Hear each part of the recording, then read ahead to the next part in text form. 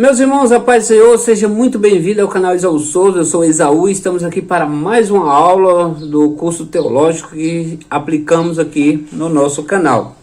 Você que quer conhecer as outras aulas, assistir, entender um pouco mais da Palavra de Deus, nós temos todas as aulas aí disponíveis aí na nossa playlist. Lembrando que nós já estamos aqui aplicamos aí mais de 7 livros, e essas aulas, 5 aulas cada uma, estão todas disponíveis no canal.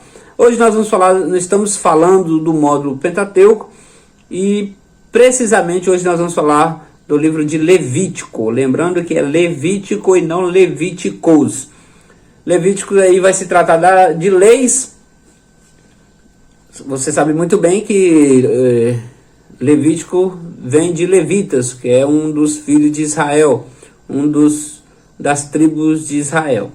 Então os levitas foi quem ficou incumbido, ficou responsável para a aplicação das leis de Deus ao povo, às demais tribos. E o que trata realmente no livro de Levítico é de leis, vai se tratar das leis do Senhor ao povo.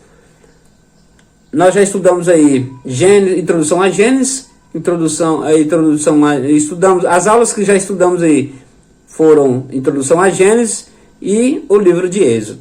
Hoje essas aulas também já estão disponíveis aí, e nós vamos entrar hoje no livro de Levítico. Posteriormente aí estudaremos Números e Deuteronômio. É um livro de leis, como já disse, não é um livro histórico. Tem alguma parte histórica, quando se trata de Nadab e Abiú, por exemplo, mas é um livro mais de aplicação de leis, o que podia e o que não podia. O povo de Israel estava vivendo uma situação, saindo do Egito, ali, caminhando no deserto, e eles estavam ali numa situação que qualquer coisa eles poderiam aderir, consumir, e isso poderia lhes causar problemas de saúde. E Deus sempre se atentou, sempre teve cuidado para que o povo não se envolvesse, não comesse qualquer tipo de coisa, para não se contaminar, para evitar doenças. O livro Levítico aí, ele trata de leis, como eu já disse para vocês, dada a Deus por Moisés, né, a Moisés, e ele aplicando ali aos levitas. O livro ele já começa com a frase dizendo: chamou o Senhor a Moisés. Então o livro já começa dessa forma, uma intimação ali, já Deus chamando Moisés. E falou com ele da tenda da congregação, dizendo: fala aos filhos de Israel e diz-lhes: quando algum de vós oferecer oferta ao Senhor, ofereçais as vossas ofertas de gado, de vacas, de ovelhas, tudo que for oferecer, né? Se a sua oferta for holocausto de gado, oferecerá macho sem mancha. E a porta da tenda da congregação a oferecerá de sua própria vontade perante o Senhor. A palavra de Deus sempre vai bater nessa tecla que a nossa oferta, o nosso culto, ele não pode ser um culto forçado, né? Tem que ser uma coisa espontânea, tem que ser uma coisa agradável, né? E não aquele culto mal-humorado. E Deus já começa chamando Moisés, chamou o Senhor a Moisés. Lembrando que, como nós estamos falando do Pentateuco, a palavra Pentateuco, ela é uma palavra grega e não uma palavra hebraica. Essa palavra foi transliterada, né, na tradução dos 70, na Septuaginta. Lembrando que a palavra relacionada aos 5 primeiros livros, Gênesis, Êxodo, Levítico, Números e Deuteronômio, essa palavra para esse conjunto de livros seria Torá. E Torá quer dizer orientação. E Pentateuco é mais aí, como uma palavra grega, é um conjunto de 5, né? Vem de penta, 5, é o conjunto de 5 livros.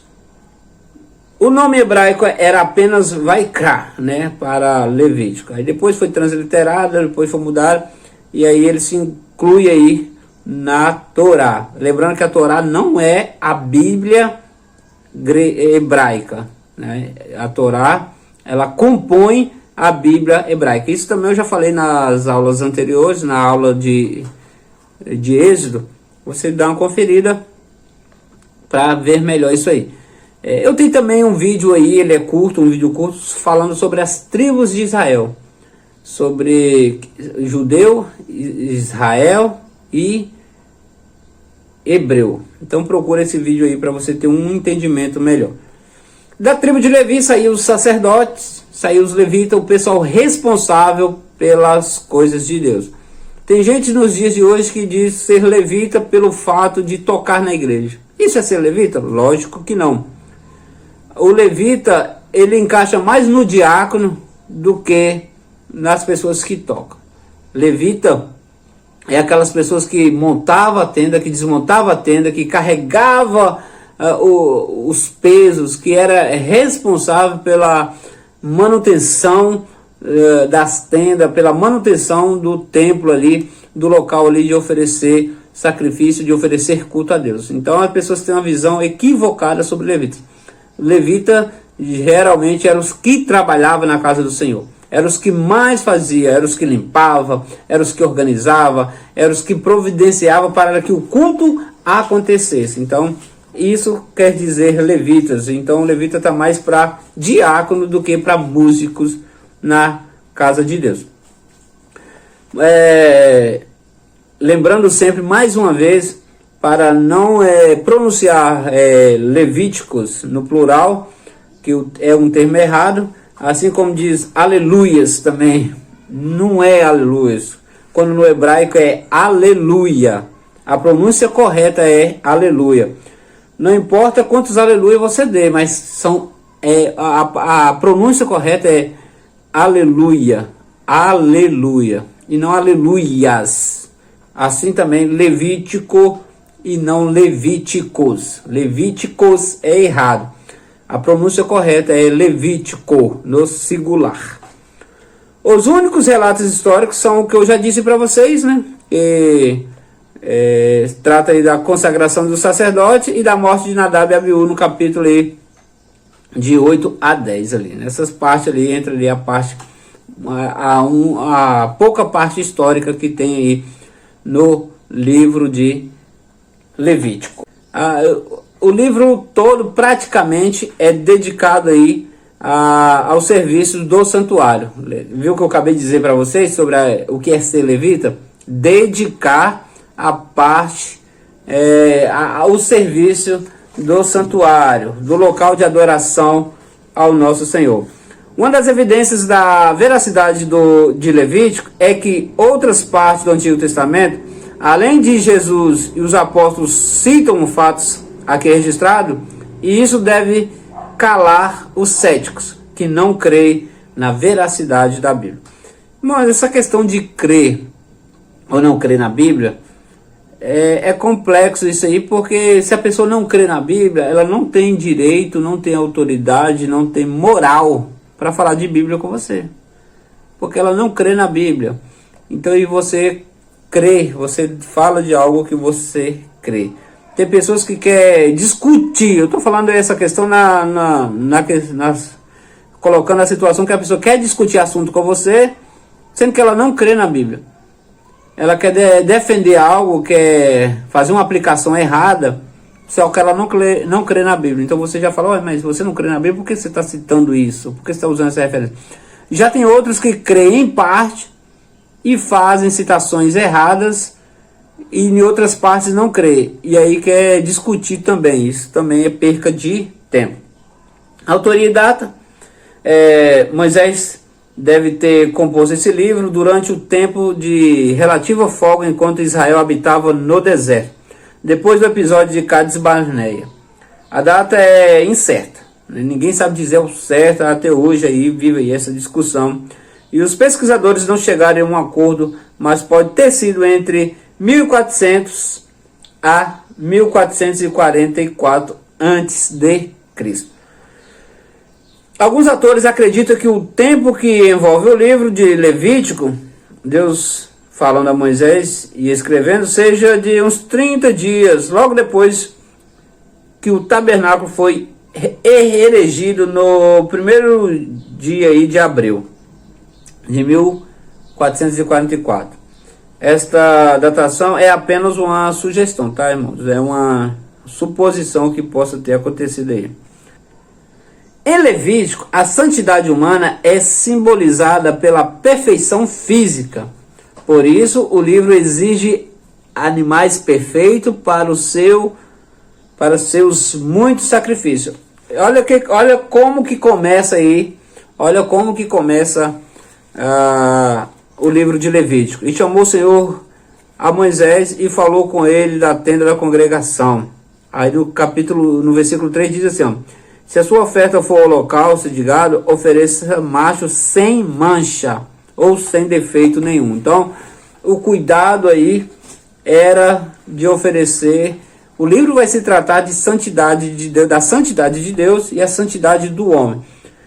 Tudo que você fosse fazer, oferecer para Deus, tinha que ser perfeito. Nós vamos ver uma causa de morte nesse livro mesmo, ou pessoas apresentar culto a Deus sem estar regularizado da forma correta que deveria ser aplicado. O animal não poderia ter defeito. Uma aplicação que eu gosto sempre de usar quando se fala de perfeição na hora de ser apresentada a Deus, a pessoa não poderia ter defeito nenhum. É uma passagem do Novo Testamento. Antes de falar dela, vou dar continuidade aqui. E requer sacerdotes sem deformidades. Deus precisou ensinar questões de saúde ao povo, estabeleceu orientações sobre hemorragia da mulher depois de dar à luz, úlcera, queimaduras ou calvície, o fluxo do corpo do homem e atividade específica aí durante aí também a menstruação da mulher, todos esses detalhes a Bíblia vai tratar. Isso aí um detalhe que eu estava falando para vocês é aquela situação de quando aqueles soldados foram prender Jesus ali em João, né, no livro de João, no capítulo 18, que eles abordaram Jesus ali, e Pedro ali rapidamente já tirou a espada e cortou a orelha daquele moço, onde muitos dizem que era um soldado, mas não era um soldado, ele era um servo do sumo sacerdote. Você lê João capítulo 18, versículo 10, você vai ver que ele era um servo do sumo sacerdote. Com isso, aquele homem, ele estudava para ser um sacerdote. Ele estudava para ser um sumo sacerdote. Só que ali, a partir daquele momento, os planos dele foi por água abaixo. Naquele momento, os planos dele foi frustrado. Naquele momento, ele perderia a oportunidade de se tornar um sumo sacerdote, ou de se tornar um sacerdote, até mesmo. Mas o que nós vemos de lindo nesse momento? É Deus se preocupando com o que aquela pessoa desejava, o futuro daquela pessoa, o ministério daquela pessoa. Aquele soldado, aquele servo do sumo sacerdote, o Malco, ele viu perder ali a oportunidade. Agora já não posso mais, porque ele teve a orelha cortada. Pedro ali cortou a sua orelha, então ele não poderia, porque ele tinha um defeito físico. E aqui só poderia se tornar um sacerdote ou apresentar algo a Deus pessoas sem defeito nenhum, pessoas perfeitas fisicamente. E Deus ali, ainda sendo preso, ainda sendo levado para ser castigado, ser morto, ele restaura o sonho daquele moço. Ele recupera a orelha daquele moço e o sonho dele volta a se firmar. O sonho dele volta a ter esperança. Então é muito interessante isso aí.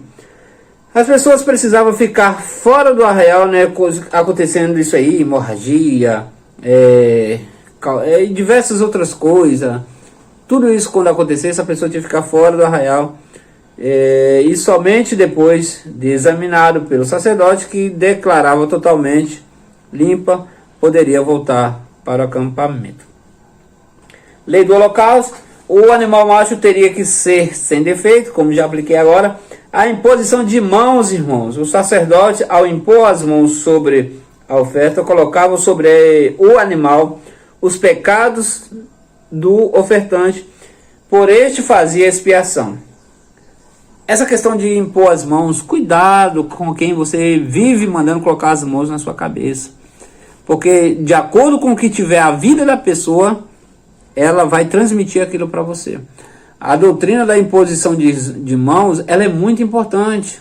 Paulo aplica, a gente vê no Novo Testamento a imposição de mãos também. E a pessoa tem que tomar cuidado, porque o que a pessoa tiver vivendo, aquilo ela transmite para você.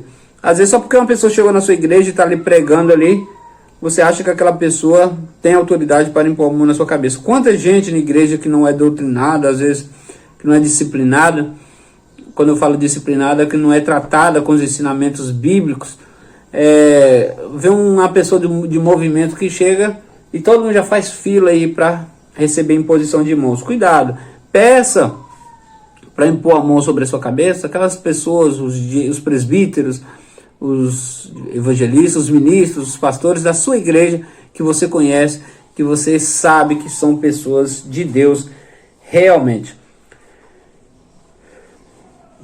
O cristão deve prevenir-se quanto a quem lhe impõe as mãos, né? Quanto a qual finalidade. A imposição de mãos pode transmitir autoridade e bênção, cura e libertação, mas também pode transmitir pecado, maldição. E o que impõe as mãos não estiver totalmente consagrado a Deus, você pode estar sendo amaldiçoado por aquelas mãos que está sendo imposta. Aqui nós estamos falando aí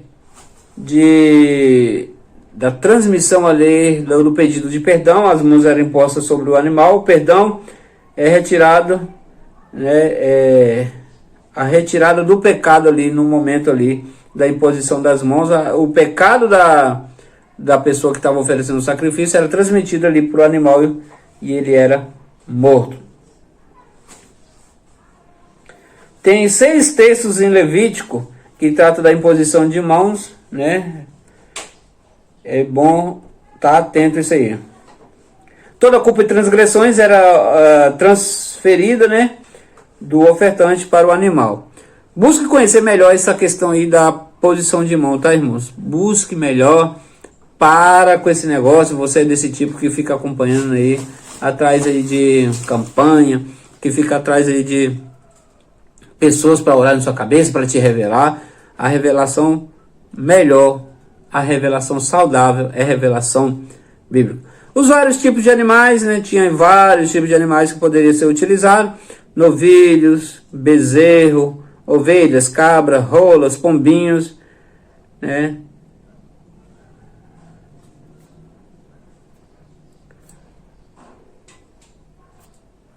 Observações.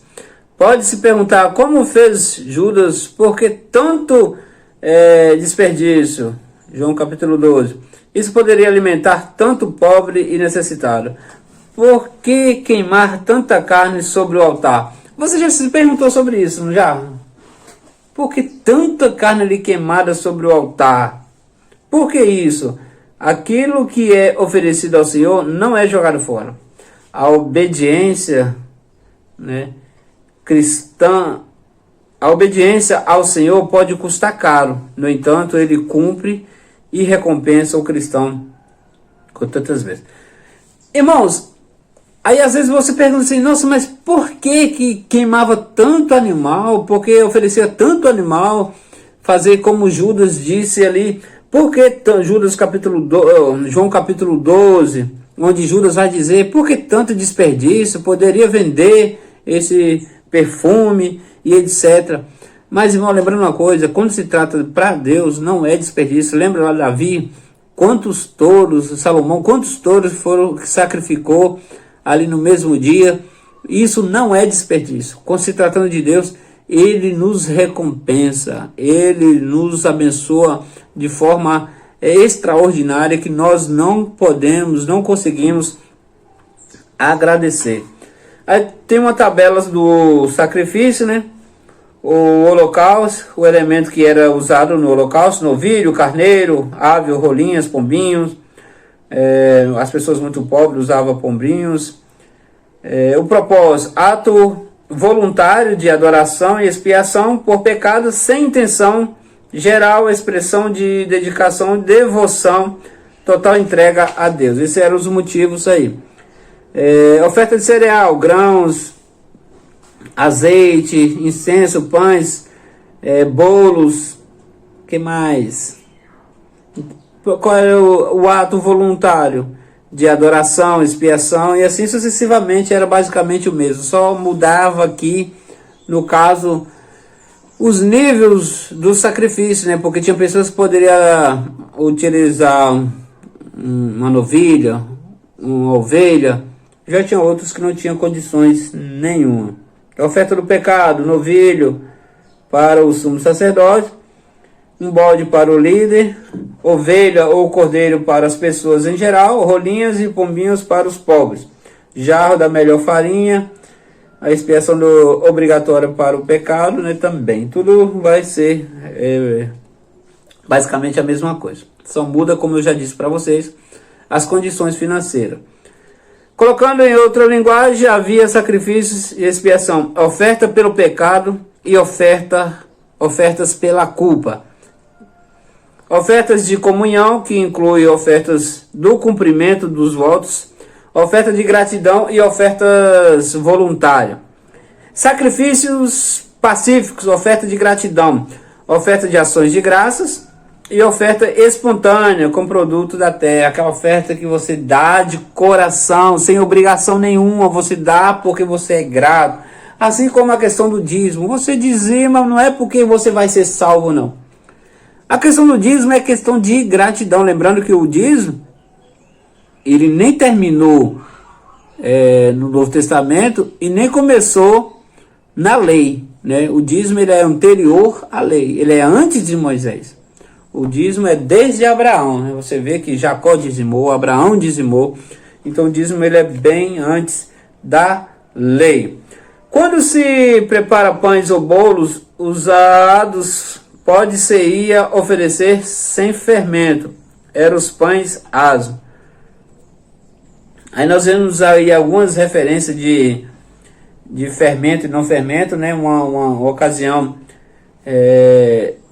Jesus usa aí a questão do fermento, né? Que o reino de Deus é semelhante a uma mulher que vai fazer um bolo, que utiliza ali o fermento.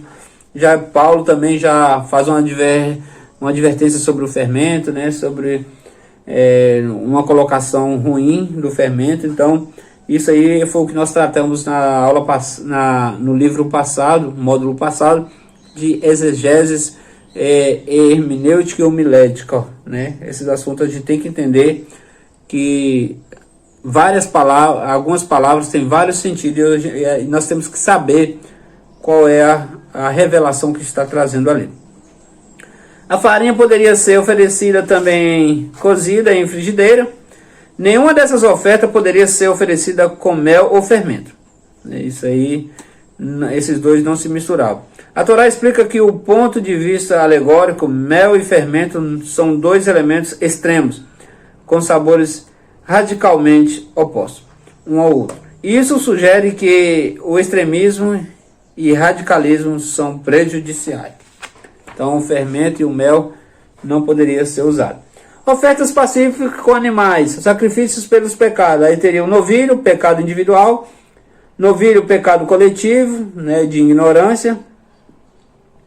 Bode, um príncipe pecasse, aí seria para um príncipe por questão de ignorância. Uma cabra, uma pessoa também, se fosse pecado de ignorância, poderia ser oferecido. Observações práticas: Deus não tem um vice-gerente infalível em sua igreja.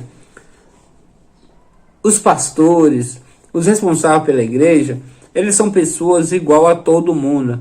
São pessoas sujeitas a erro. Então aqui os sacerdotes tinham que primeiro se purificar, tinham que primeiro pedir perdão. O seu pastor é um homem que Deus levantou para cuidar da sua vida. Ele não é um super-homem. Ele não é uma pessoa que não tem problema. Pelo contrário, ele tem mais problema que você, porque ele tem que cuidar dos problemas dele e ainda tem que cuidar dos seus problemas. Então, não se apega a pastor a ponto de se espelhar nele, de se frustrar quando ele errar, quando ele fizer algo de errado, você achar que já não dá mais para servir a Deus. Se apegue a Deus e você vai amar e ajudar o seu pastor. Você se apegando a Deus, você servindo a Deus de coração, você vai ajudar o seu pastor e não frustrar com Deus quando vê um líder errando. O obreiro, sobre todo tipo de pecado, seja esse comportamental ou doutrinário, a justificativa porque a Bíblia contém as orientações necessárias para advertir, para orientar o obreiro sobre todo tipo de erro. Expiação por calúnias, né? Não tinha a pessoa, por ouvir palavras de maldição, até por causa disso também, a pessoa tinha que ser purificada porque ouviu palavras de maldição. As pessoas que não tinham as condições financeiras, aí ia lá, ofertavam as rolinhas, os pombinhos. As pessoas que eram extremamente pobres. Observações práticas. O pecado espreita o crente continuamente neste mundo vil, cheio de malignidade. Por isso, é preciso viver sempre no temor de Deus, orando para ser liberto do mal. Nós não somos super-homens, super mulheres, não é. Não tem ninguém aqui assim. Todos aqui estão sujeitos ao erro, por isso nós temos que estar constantemente pegados com Deus, porque o mal de perto nos rodeia. E esperando nós vacilarmos, nós darmos qualquer vacilo para que nos possa derrubar. O inimigo, ele vive rugindo como um leão. O capítulo 6 e 7 vai falar aí um carneiro e uma multa de 20% como resgate do que foi retido do próximo, seja por perder o que lhe foi dado, para guardar o objeto perdido, que encontrou sabendo quem era o dono e não devolveu. Essa questão aí de guardar o que não é seu, tem que ter um cuidado atencioso aí.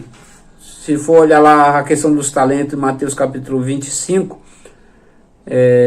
vai tratar do rapaz que recebeu, né, ali do seu senhor, um talento ali para administrar, e ele guardou esse talento com base nisso aqui, para não ter que pagar os 20% se ele perdesse. Ele era obrigado a retribuir. Só que o que acontece? O que ele recebeu, ele enterrou, ele escondeu, ao invés de trabalhar, de fazer gerar mais. E o que eu aprendo com isso aqui é que nós temos uma missão. Deus confiou a nós uma missão e é nosso dever trabalhar, exercer, colocar em prática o que Deus nos confiou. O que você está fazendo com o seu talento? O que você está fazendo com o que Deus te entregou, que Deus colocou na sua mão? Você está exercendo? Você está colocando em prática ou você enterrou? Você viu que aquele moço que enterrou o talento, ele jogou foi lançado nas trevas exteriores. Então, muito cuidado com o que nós estamos fazendo. Aí vai tratar também aqui da gordura e do sangue, né? Que só eram coisas que não poderia ser consumida. A gordura das ofertas era sempre queimada ao Senhor. Como eu estava dizendo para vocês, a questão aí de ofertas aí, o sangue, a gordura, que Deus proibiu aí o povo de comer sangue e gordura. O livro de Levítico, a maioria das coisas aplicadas no Levítico, hoje não são mais utilizadas. As coisas que são utilizadas são aquelas que foram reaplicadas no Novo Testamento. Então tem coisas aqui que é propriamente para Israel naquela ocasião, para Israel naquela situação que eles estavam vivendo. Por exemplo, o sangue foi enfatizado no Novo Testamento. Atos dos Apóstolos capítulo 15, versículo 28 e 29, quando naquele concílio que estava acontecendo ali a respeito dos gentios, os apóstolos eles vão bater nessa tecla, ó. Então que eles, né, não pratiquem moralidade, para que eles não comam carne sufocada, que não comam sangue, e etc, e assim sucessivamente. Mas algumas coisas não foram batido na tecla ali, porque são coisas assim que era para a ocasião, como eu já disse para vocês, a questão de saúde, a questão de higiene, para que o povo não contaminasse.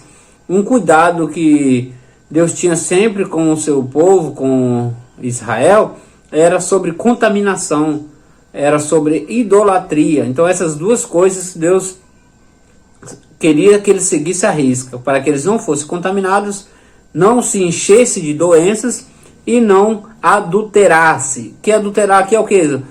Não prostituísse. Que prostituição é essa, Esaú?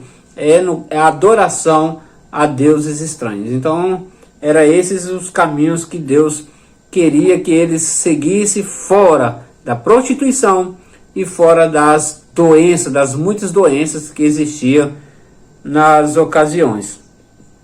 Aí, agora no capítulo 8 ao 10, nós vamos tratar aí da consagração da família de Arão, né? Moisés aí vai separar essa família para sacerdócio. A consagração de Arão e seus filhos, a ordem de consagrar Arão e seus filhos é renovada no Levítico capítulo 8, e o cerimonial foi feito por Moisés, Levítico 8, versículo 4. Diante de todo o povo, né, Moisés vestiu Arão com as vestes feitas especialmente para o sumo sacerdote, e vestiu os filhos de Arão, tomando do azeite e ungiu. Então Moisés, ele que tinha a autoridade. No capítulo 10, o fogo estranho perante o Senhor, o fogo que Nadab e Abiú apresentou no lugar santo. A expressão fogo estranho parece indicar que não se tratava apenas de fogo com o qual prepararam o incenso. A Bíblia de Genebra afirma que se tratava de um fogo que não foi tirado do altar. Olha que perigo. Olha o perigo de estar na frente aplicando algo que não é o que Deus quer, que não é o que Deus preparou para a igreja. O altar do incenso ficava no santuário junto ao véu que separava o santo do santo. O que leva a entender que era fogo comum que eles estavam usando, ou seja, um fogo de fora do altar, um fogo de fora do lugar santo, e portanto chamado-se estranho, como afirmou o Targum de Jonathan, tirado do fogo em que a carne era cozida. Nadab e Abiú deveriam estar embriagados, pois a seguir Deus estabeleceu que os sacerdotes não podia tomar vinho ou bebida forte quando fosse ministrar o santuário. Tudo leva a entender que não apenas o fogo, né? Ou eles foram induzidos a pegar um fogo estranho por estarem bêbados, porque os versículos posteriores vai relatar o que podia e o que não podia fazer, e uma dessas coisas era não beber vinho. Arão recebeu uma repreenda de Moisés por ter queimado o sacrifício de oferta pelo pecado, quando na realidade os sacerdotes deveriam comer da carne oferecida dali diante do Senhor. Arão se desculpou, né? Ele afirmou que estava abalado com a morte dos filhos, capítulo 10, versículo 19, e Moisés se deu por satisfeito. Moisés era a autoridade máxima de Deus na terra. Observações práticas. É preciso entender que Deus exige santidade dos seus pastores, daqueles que conduzem o rebanho. Isso não é nenhuma novidade, né, irmãos? Nadab e Abiú desprezaram e eles pagaram um alto preço. Não é porque hoje as pessoas vivem pecando, fazem coisa errada, que não vão pagar. Tem que tomar muito cuidado quando se trata das coisas de Deus. Leis sanitárias, né? Vivendo em condições precárias no deserto, a fome poderia levar o povo a se alimentar de animais rastejantes, aves que se alimentam de carnes putridas. Então, como eu disse para vocês, o cuidado de Deus era que o povo não se contaminasse fisicamente nem espiritualmente. Fisicamente, comendo coisas estranhas, e pegasse doenças. Espiritualmente, a prostituição, a adoração a deuses estranhos. Leis alimentícias, por exemplo, o porco. O porco é um animal que, se for olhar nas situações mais pobres, ele vive na lama, vive fuçando, vive comendo porcaria, e por isso Deus aqui proíbe, né, o povo de comer certo tipo de animais. Mas se você for olhar nos dias de hoje, se você for num lugar que trata de porcos, você tem que tirar toda a sua roupa, tem que cobrir sua roupa, uma roupa específica para entrar, não pode entrar com acessórios, adornos. Hoje, nas criações de porcos que existe hoje, não é os porcos que contaminam a gente, é as pessoas que contaminam, porque ao entrar no criatório, no lugar que trata de porcos, que cuida de porcos, a pessoa precisa colocar avental, luvas, botas, para entrar ali, para que ele não transmita ali uma contaminação cruzada para aqueles animais. Você vê como é diferente as coisas nos dias de hoje. E aí Deus vai orientar o povo sobre essas alimentações, tanto de peixes como animais, insetos que voam ou imundos, né?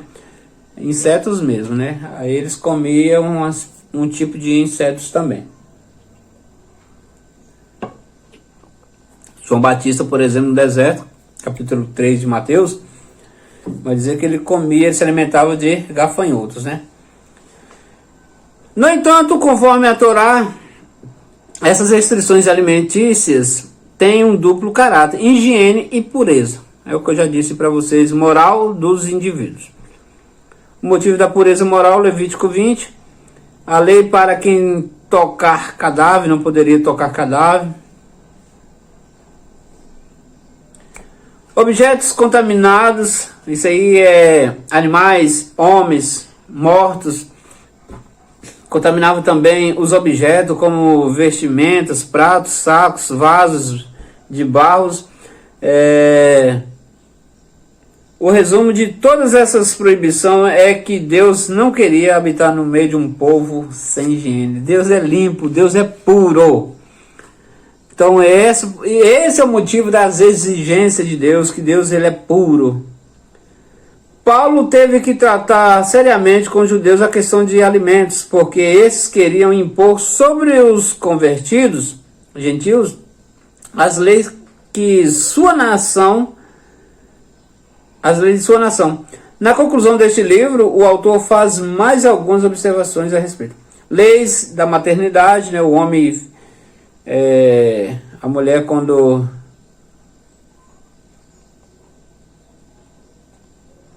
questão aí do nascimento das crianças, quando nascia o homem era 7 dias, né? A mulher ficava imunda. Quando se tratava de mulher era 14 dias. Não se sabe ao certo por que o homem era 7 dias e a mulher era 14 dias. As especulações que tem é que para que nascesse mais homens do que mulheres. Essa é a especulação, mas ninguém sabe dizer ao certo o porquê disso. Orientação das leis quanto às doenças de pele. O sacerdote foi orientado por Deus a agir como médico da nação para discernir uma micose comum de uma lepra. Então era dever do sacerdote, orientado por Deus, distinguir, dizer o que era e o que não era a lepra.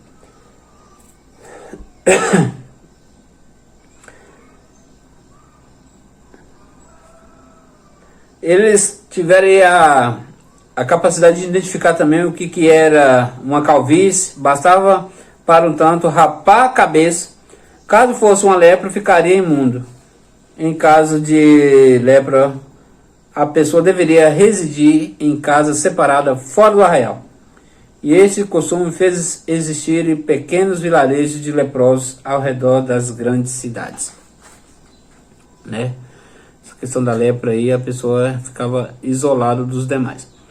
Ao longo dos anos, o povo passou a associar a lepra ao pecado, devido aos casos de Miriam, que ao pecar contra Moisés ficou leprosa. E Uzias, rei de Israel, quando entrou no santuário para oferecer incenso, lugar que lhe era proibido. Mas João capítulo 9, do 1 ao 3, tem uma situação lá de um homem que estava na situação ruim, difícil, e aí eles vão questionar quem pecou, e Deus vai dizer que ninguém tinha pecado, mas aquilo era para que a glória de Deus fosse manifestada. Então, hoje, não podemos associar a doença a pecado, porque nós adoecemos porque somos humanos, somos corpos físicos habitando numa terra, num mundo de pecado, onde o pecado o pecado contamina o mundo. Esse mundo é aflição. O mundo ele é uma mancha, ele é uma doença em si, que não precisa estar em pecado para adoecer, porque às vezes uma pessoa peca, outra pessoa falha, e isso acaba contaminando a todos nós. A lepra não necessariamente é consequência de um pecado, mas uma doença, né? No capítulo 14, a lei regulamenta que o leproso deveria fazer em caso de ter sido curado da lepra, e o tipo de holocausto que este deveria apresentar ao Senhor. Quando a pessoa fosse muito pobre, aí usava recursos mais econômicos, né? Por exemplo, pombinhos e as rolinhas. Orientação quanto aos puridos fluxos do homem e da mulher. Este fluxo da carne, o homem comum da mulher, não era apenas pruridos de feridas, mas escorrimentos da genitália, doenças ou etc, né? Às vezes a pessoa vai dormir e o homem, por exemplo, ou a mulher, ao dormir ali, haveria escorrimento ali. Acontecia ali escorrimento ali de sêmen, porque segundo aí estudos, o esperma ali ele consegue ainda sobreviver bastante tempo, e a pessoa com esse escorrimento ao contato com outras pessoas poderia contaminar. Observações práticas. Essas leis servem para mostrar ao crente nos dias de hoje que Deus conhece os detalhes do corpo humano. Afinal, foi Deus que nos moldou, foi Deus que nos construiu com as próprias mãos. Então ele conhece o funcionamento, como funciona a genitália feminina, masculina. Afinal, ao fazer o homem e a mulher, Deus dotou as funções sexuais diferentes das dos animais irracionais, porque o homem e a mulher podem controlar seus instintos, né? Seus impetos sexuais. O homem, Deus conhece detalhadamente. A festa da expiação. Somente uma vez ao ano, a festa da expiação, o sumo sacerdote poderia entrar no Santo dos Santos. Isso você já tem conhecimento, que o sumo sacerdote só entrava uma vez no ano no Santo dos Santos. Nesse dia, o sumo sacerdote ia até a bacia do pátio, retirava suas vestes regulares e se lavava. Depois entrava no lugar santo para vestir as roupas sacerdotais.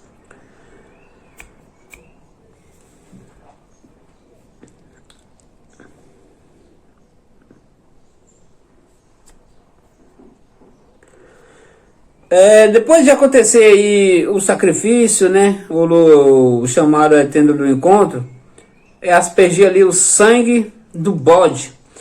Não sei se a expiação do Yom Kippur, não sei se você já se perguntou, mas é uma pergunta que eu já me fiz. Como que ficaria esse lugar com tanta aspersão de sangue, tanto sangue expelido ali? Isso ia dar um mau cheiro, não ia? Isso daria um mau cheiro terrível. Era por isso que existiam os incensários, né? Aqueles incensários que ficavam queimando, era para evitar ali o mau cheiro do ambiente. Enquanto estava no pátio, punha 2 mãos no segundo bode, simbolizando assim a transferência para o bode dos pecados dos filhos de Israel. Há grandes especulações sobre essa questão aí do bode emissário, porque um bode era sacrificado ali e outro era mandado para o deserto para morrer. Há uns tipos de religiões aí que atribuem esse bode emissário, que era o bode enviado para o deserto. Dizem que esse bode aí é Satanás. Irmãos, cuidado ao aceitar, ao receber ensinamentos sem fundamentos. Como que o diabo vai levar nossos pecados? Como que o diabo vai levar sobre si nossos pecados? Tem pessoas que dizem que existe o bode expiatório e o bode emissário. Há quem diga aí que, conhecido aí também como Azazel, que esse bode aí seria Satanás. Nunca que esse bode aqui se tratava de Satanás.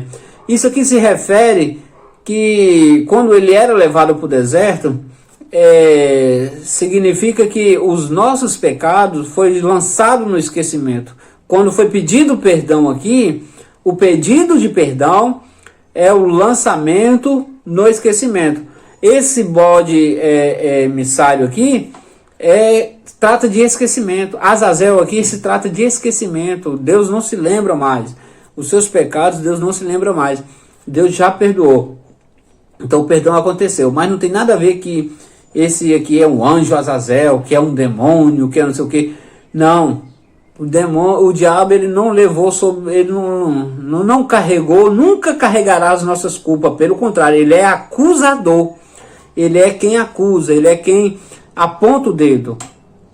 Quem levou sobre si as nossas transgressões, as nossas dores, as nossas iniquidades, os nossos pecados, o castigo que nos traz a paz que estava sobre ele foi Jesus Cristo, o Emanuel, o Filho do Homem, o enviado de Deus para nós.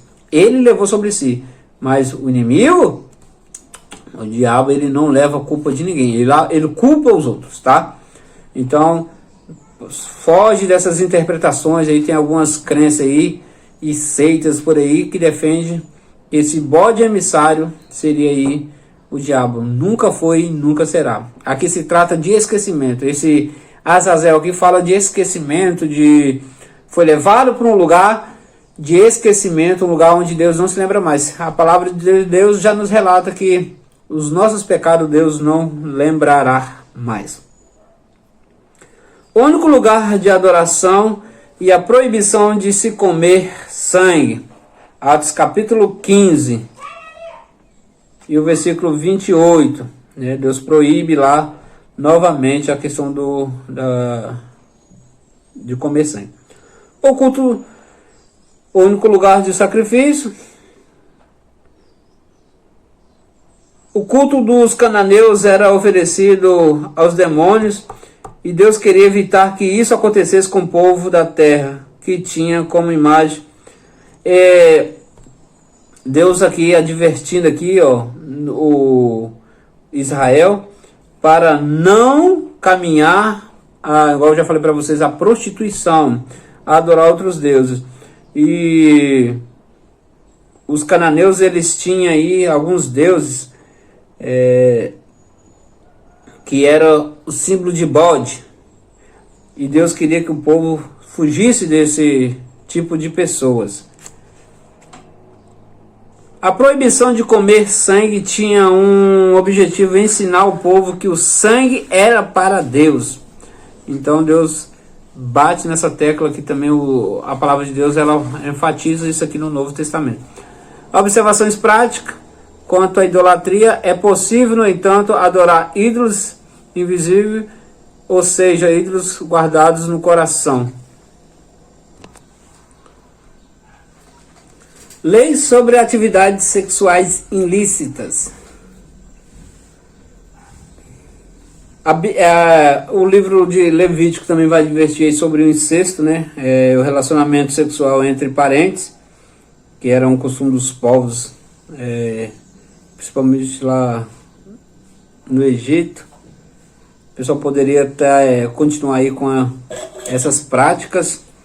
A expressão aí descobrir a nudez não é apenas ver a pessoa nua, né, por casualidade, mas trata-se de relações sexuais. Quando a Bíblia fala não descobrir a nudez do pai, da mãe ou de alguém, porque isso aqui está te falando de relação sexual e não de você viu a pessoa nua.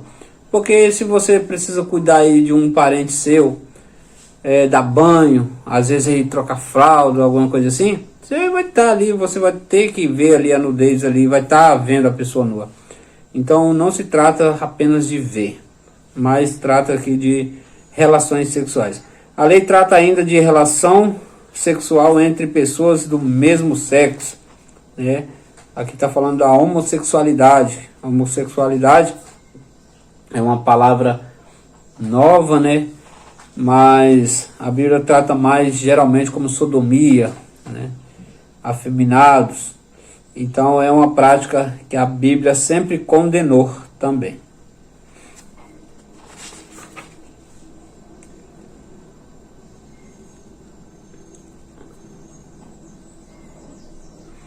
A Bíblia relata sobre marca no corpo, sobre a tatuagem, né? Há quem diga que fica com a ideia, que a Bíblia, o que a Bíblia diz, o que a Bíblia não fala.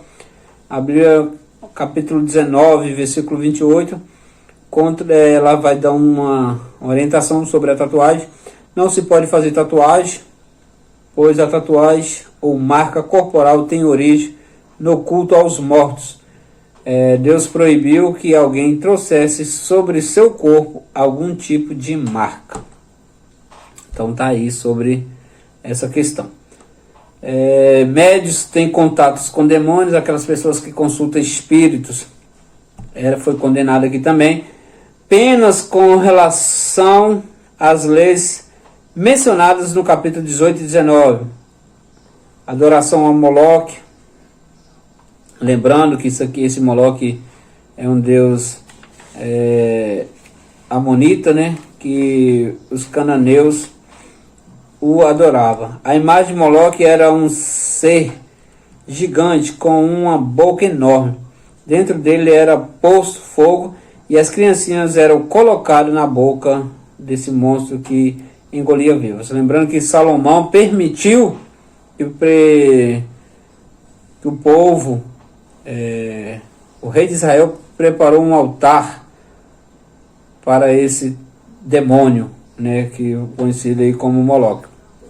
Lembrando que se você for olhar a etimologia de Moloque ou de Moleque, vai dar esse demônio aí que era oferecido aí às crianças. Então por isso essa expressão moleque é uma expressão que não se deve referir às crianças, ao seu filho, a ninguém, porque você está se tratando de demônio. Moloque continua a engolir criancinhas dentro de casa pelos meios virtuais, lamentavelmente sem dor. Ou seja, às vezes a criança está dentro de casa e está assistindo, está sendo controlados pelas babás eletrônicas aí, como as supostas babás, que é a TV, que é a internet, que não tem controle, os pais não corrigem. Quando você deixa o seu filho na internet sem orientar, sem olhar o que ele está fazendo, você está desprezando a criação do seu filho. Você está negligenciando, você está deixando ele se perder por conta própria. Tomamos cuidado com isso aí. A partir do versículo 6, ao final do estudante pode observar que é a penalidade para alguns pecados. Morte aos que invocam espíritos e médios. Isso aqui é condenado tanto no Novo como no Velho Testamento. O espiritismo é condenado, é uma prática maligna. Consulta a mortos. Porque a Bíblia deixa bem claro que, se você olhar a passagem de Rico e Lázaro, que está situada em Lucas, capítulo 19, vai dizer que aquele rico, ele quis vir na terra ali, em forma de espírito, comunicar com seus irmãos, para que não fosse ruins, para que não fosse para o inferno onde ele estava. e não teve essa oportunidade, porque os mortos não comunicam com os vivos. Quando a pessoa comunica, é o demônio, é o diabo conversando para enganar, porque o trabalho dele é enganar. Morte aos que invocam espírito, morte aos que desrespeitam os pais. Olha para você ver, até quem desrespeitava os pais tinha que morrer. Morte para os que adulteram, para os que cometem incesto. Morte aos homossexuais era dessa forma que se tratava. Morte aos que praticam atos bestiais, né? Morte aos que tiveram relações sexuais com mulher menstruada. Olha essa situação. Morte aos que consultam os mortos, novamente com o espiritismo. Lembrando que hoje não funciona dessa forma, né? Mas no passado era dessa forma. Tudo era motivo de morte, até questão de desobediência aos pais.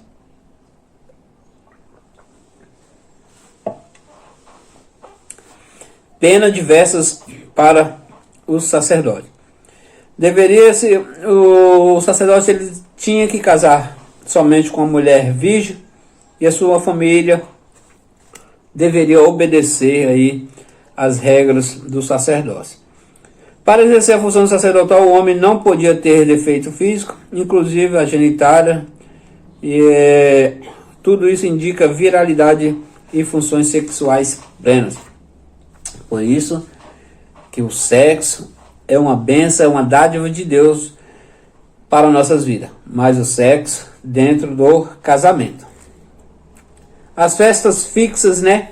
Não podia ser considerar o sábado como dia de festa, porque era dia de descanso. A palavra sábado ou sabat no hebraico quer dizer descanso. Nem o fogão era aceso e o povo jejuava nesse dia. Inclusive os pastores, se esses tirarem um dia de descanso, a congregação é capaz de crucificá-los como preguiçosos. Tem pastores aí, a gente vê pastores em situações difíceis, alguns entrando, tem depressão porque não tira tempo para a família, não descansa, e isso é perigoso, e não é aconselhável. Tem que descansar, tem que tirar um dia só para sua família, tem que tirar um dia para esquecer os assuntos da igreja e focar na sua família. Você primeiro tem que pastorear a sua família, depois a igreja. A Páscoa e os pães asmos e primícias, né? A Bíblia Nisan, março ou abril, né? Sacrificava-se e comia-se um cordeiro junto com as ervas amargas e pães feitos sem fermento. Tudo isso aqui era para lembrar a retirada do Egito. Os pães asmos ou sem fermento, né? No dia seguinte da Páscoa. O propósito das festas era de lembrar, né, o que Deus tinha feito na vida do povo ao sair do Egito. Festa da semana ou Pentecoste, festa das colheitas, aos 50 dias depois da Páscoa. Aí tem todos aí as numerações aí dessas festas. A próxima festa que envolvia todo o povo de Israel era a festa de expiação, ou atual Yom Kippur, ou festa aí dos 3 dias. As festas das cabeças, também conhecida como festa dos tabernáculos.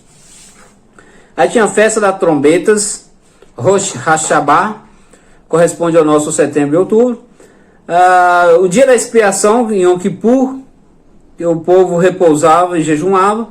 Festa do Sukkot, né, que é tabernáculos ou cabanas. E assim sucessivamente. Deus sempre exigiu que o povo festejasse. Relembrando Arão sobre o azeite para o tabernáculo e os pães da proposição. O azeite para o candelabro é tratado também em Êxodo 27 e 20. O azeite puro da primeira prensa era usado para acender as lamparinas do povo. Os pães da proposição ou pães da presença ficavam a semana inteira diante do Senhor e era trocado todo sábado. Esses pães eram para representar aí a representatividade das tribos de Israel. O castigo por blasfemar o nome do Senhor. Era a situação de ser morto, blasfemar contra o Senhor. Leis representantes a propriedades e os acervos, né? Aqui é onde entra aqui as leis do ano sabático, né? Nesse ano sabático aí entra aqui também o jubileu, que era quando todo mundo recuperava aí as posses, as propriedades vendidas. As leis aí sobre os escravos, né? Nunca no jubileu aí o escravo era aforreado. Um escravo também, quando ele era liberto, mas ele tinha a opção de continuar ali na casa do teu servo, mas para isso a orelha dele era furada, dizendo que ele não seria mais libertado. O ano da remissão de dívidas, toda a dívida era perdoada, né? O escravo que era livre, mas se quisesse ficar, aí ele tinha que ter a orelha furada. A cada 50 anos ocorria o jubileu, Levítico 25:8. A terra voltava ao seu antigo dono, geralmente para o líder da tribo. E assim sucessivamente, o preço do arrendamento era o número da safra. O tanto de colheita que deram aí nessa temporada era o preço das terras, né? Então, era basicamente isso aí. Meus irmãos, é isso aí. Nós estamos aqui hoje, finalizando aqui a nossa aula referente ao livro de Levítico. E na semana que vem nós estamos aí novamente, querendo Deus, apresentando aí a quarta aula do livro de Números. Deus abençoe cada um de vocês. Assista as demais aulas e até a próxima.